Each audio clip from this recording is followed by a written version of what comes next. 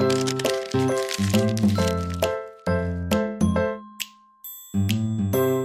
5, 4, 3, 2, 1. Hi guys, this is Thunder E from Booredatwork, and today we're doing a comparison of the Xbox One controller to the Xbox 360 controller. Now, we should have done this a while back. We apologize, we didn't, kind of got busy. Well, here's the video now. But anyway, let's talk about what makes these controllers different and how similar they are also in design and style. So looking at both of them off the first bat, now mind you, this is the Gears of War edition, and of course this has the rotating D-pad there. So this is the latest version, and we'll also take a look at a third-party Xbox One controller. So looking at it design-wise, you can see the controllers still keep the same unique feel and look within each other. So similarities, of course, is you have the button placements are the same. So you do have your YX AB buttons here, and they also here your joysticks are split on both controllers. You do have a D-pad here. Now then that's where things start to differ. So the Xbox center button is now moved up a little bit on the Xbox One, while on the Xbox 360 controller it's kind of in the middle, and it's in between the start and the select button. Meanwhile, we have two different buttons here. We have the menu button, and we have kind of like the view button here. So those are two different button placements. Now, coming back to that Xbox button here, on the 360, you can see it's a metallic and it's raised. It's actually raised out. So it feels like a ball that's spinning in here, and you can feel the click. On the Xbox One, it's actually almost flat. It's just slightly raised. You can see slightly raised, and you can hear how it sounds there in comparison. Sorry, if I hear that click, hear this click. So that's where you can see some of the differences. Of course, you know, this is a menu, and of course this is the view button. So the two different buttons, but the menu still acts like the start button anyway, and you have start and select. When you come to the joysticks here, you can see the joysticks here. They are, they are clickable as always, but you don't have anything. It's kind of like smooth around. You've got these 4 indentations here in the center. Now, compared to the Xbox One, you have grips around the buttons. So when you move around with it, you should still have some grip around it. There are no indentations, there are no indentation marks, but it's still indented in the center, not as deep as the Xbox One, but still got some indentation, and it's clickable. Now the D-pad here is a flat D-pad, just as it's a cross pretty much, and it dips in the center. So if you see that here, clearly actually dips coming down. And I tell you, it's not that great for fighting games. I'll put it that way with killing snakes. This has the dual D-pad, so you can see you've got this flat flush, or you can rotate to have it raised. And again, this controller really wasn't that great with fighting games too. So that's the difference in the D-pad, which of course you can see clearly here. Now, coming to the bottom here of the controller, for the Xbox 360, this is the ports that connect to your chat pad, your headset wire. This is the proprietary port that Microsoft had. And you can see how it connects here. The bottom here, it's actually different. It kind of looks like a proprietary USB type port here. So you've got the 2 prongs that go in there. So your headset will go in here, as well as your the connector for the headset itself. So it's different. So basically, off the bat, if you look, you cannot use any of the Xbox 360 control accessories here on the Xbox One. So it's completely different. Now, if we pan out to the back of the controller, a couple things here. So you can see the shoulder buttons. They kind of pan down, and you've got the sync button here for the controller. So the shoulder buttons kind of feel here on the top. They feel separated a little bit, but design-wise are meant to look flush with the top part of the Xbox 360 controller. The triggers, standard affair. They do come out here, and you can feel the triggers while you play.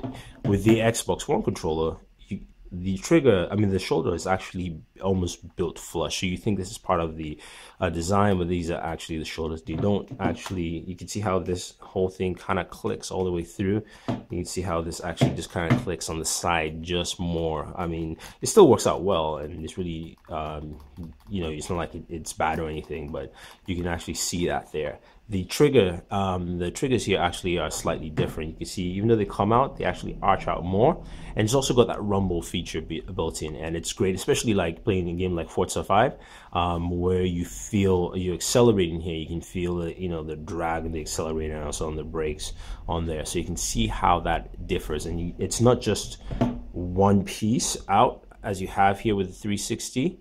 The Xbox One controller has actually got, it's built in a ridge-like fashion here, so that's different. Now, they both have the sync buttons for the controller on the top. Sync button here, sync button here. This also got that infrared match here, and now the Xbox One controller has a micro USB port here to charge the controller with the Play Charge Kit. This doesn't. This has the packs. Now, let's take a look at the batteries here. So we open up the 360. And you can see the battery port here. There is no way to charge this. If you had a Play and Charge Kit, you would charge that separately on a charging cradle and then put it in here. But it does take two AA batteries, and you slide it in you hook. You basically put it back in this way. Now, this is completely different. The way the battery cradle is set up for the Xbox One controller. You open it up. You see, I have. Sorry about that. I have two AA batteries. The Play and Charge Kit will go here, but you can put the Play and Charge Kit in here and charge it with the micro USB, so you don't need to plug it to any external accessory for that, which is pretty nice on that aspect. But of course, a lot of people want Microsoft to just have the batteries built in rechargeable. You cannot use the Play and Charge Kit from the 360 here on the Xbox One. Looking at the back end controls and see how the grips are, you can see how this looks a little bit more molded and crafted into your hands here in terms of grip wise, compared to this more smooth and streamlined look.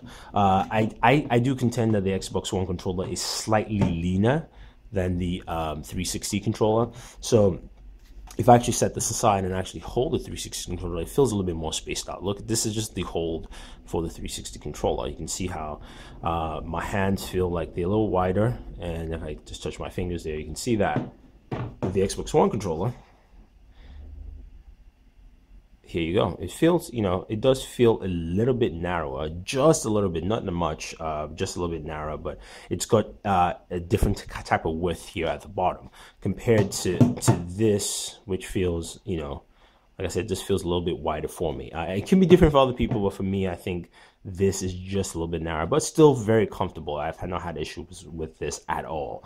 Now, the battery life for the controller, just batteries, it's about 2 weeks or so. Basically, since launch till today, I pretty much have used just regular batteries before they actually died on this controller. So, you know, looking at that, and of course the buttons also, you can see the buttons are colored here on the Xbox controller, 360 controller, YXB, colored in the different colors here, yellow, blue, green, and red.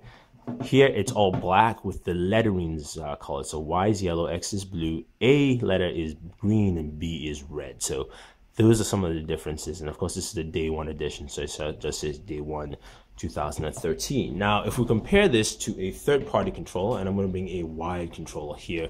This is actually the Sabertooth from Razer. This is actually the wired controller I use, and I'm actually just going to detach this so it'll be much easier to talk about in this video. Is some of the similarities and differences you see. So this off the bat is actually a much wider controller stance. You can see how wide it is. It's a little bit more spaced out and squared. Now, of course, the button placements are still the same, so you do have that very similar. I'll put this here just for reference. Similar button placements as you expect, but the D-pad is different. Of course, with third-party controllers, you do have a different feel altogether. So, for instance, you can see the shoulder buttons click down all the way. You do have this extra M1 and M2 button here to map, and the triggers do come out the same way as you would find with the standard 360 controller altogether. You've got that, you've got some extra buttons, of course, but it doesn't have that proprietary port. It just has the little lightning jack for your headphones in there. And yeah, so that's pretty much that. With that, you can see how wide this is in comparison to the 360 controller here, and of course, in comparison to Xbox One, as in comparison to the 360 controller. So you know, the Xbox One controller is different. It's got 40 new innovations. I can't go through all of them because I actually don't know all of them, but Microsoft does say 40 new innovations, and some of them have to do with the rumble feature, also have to do with the design, so the grips and things like that, that make it a different and a more enhanced experience, if you will, in gaming. You know, the controller feels comfortable. It's definitely different from this. It doesn't have grips on here, so you know, it's not something that, you know, you feel sweaty or it will slide off or anything like that. But the controller feels comfortable. It feels good. And that's one of the main things you want to have with the controller. Again, I am still disappointed with the D-pad. Microsoft, please make a solid D-pad, because this thing hurts. Playing Killing Instinct, that actually hurts. You know, playing a lot of hours of Killing Instinct, of course. That goes there. But, you know, if you guys have any questions or any comments about the Xbox One and the Xbox 360 controller, let us know. Mind you, the Xbox One controller does not work on the Xbox 360, and the Xbox 360 controller does not work on the Xbox One. So you cannot use any of the controllers for any different type of system. So even if you have a 360 and you want to use your Xbox One controller on there, it doesn't work. If you have an Xbox One, you need an extra controller, you cannot use your 360. Just remember that completely. But anyway, if you have any questions or any comments about this, let us know. Let us know your thoughts. If I missed anything, if there's anything you would like to know about these controllers altogether, yeah, just put your thoughts down, leave a comment. Also, don't forget to subscribe to all our pages. Subscribe to our new channel, Board Gamers, where we'll have more gaming videos for you. So check out our Forza 5 videos. We'll also have some the review of Forza 5 Rise and a few other games from the Xbox One. Also, subscribe there. You know, support the channel. Also support this channel, Bored at Work, so we can make more videos for you. So please like this video, share this video, favorite this video, tell your friends about this video, comment about this video. Just be in this video. Anyway, this is Thunder E saying thank you and always enjoy entertainment.